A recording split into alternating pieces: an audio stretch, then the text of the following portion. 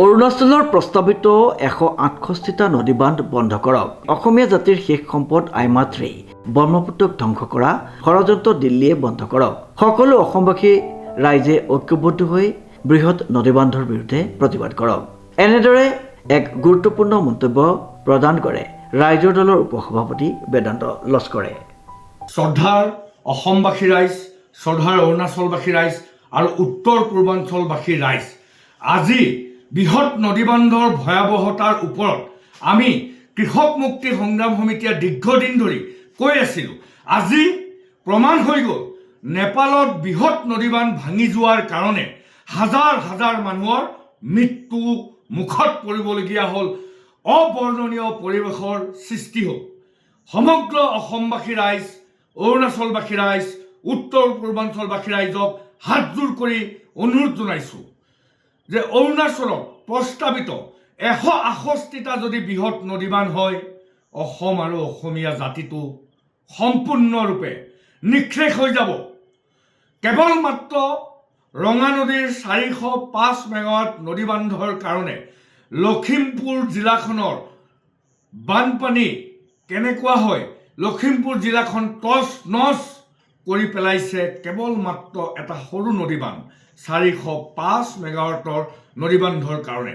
অসমীয়া জাতিটো, অসমখনক ধ্বংস কৰিবৰ কাৰণে, অসমীয়া জাতিটোৰ সকলোবিলাক ধ্বংস কৰি পেলাবৰ কাৰণে আমাৰ অসমীয়া জাতিৰ সম্পদ পানী, তেল লৈ গ'ল, চাহ লৈ গ'ল, কয়লা লৈ গ'ল দিল্লীয়ে।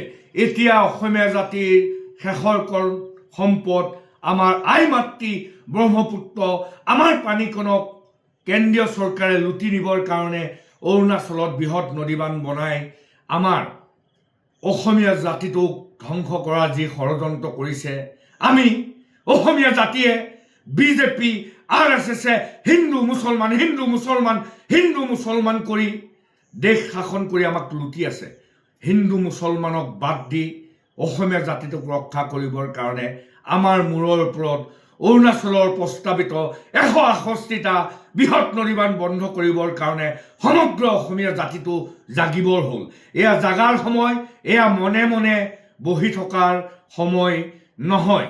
আজি আপোনালোকে সকলোৱে জানে যে যোৰহাট, চৰাইদেউ, শিৱসাগৰ কেৱল বিজেপিৰ চিণ্ডিকেটৰ কাৰণে, বিজেপিৰ কেইটামান দালালৰ চিণ্ডিকেটৰ কাৰণে 105 জনতকৈ অধিক মানুহ শিৱসাগৰ, যোৰহাট, চৰাইদেউৰ এই বানপানীত মৃত্যুমুখত পৰিবলগীয়া হ'ল।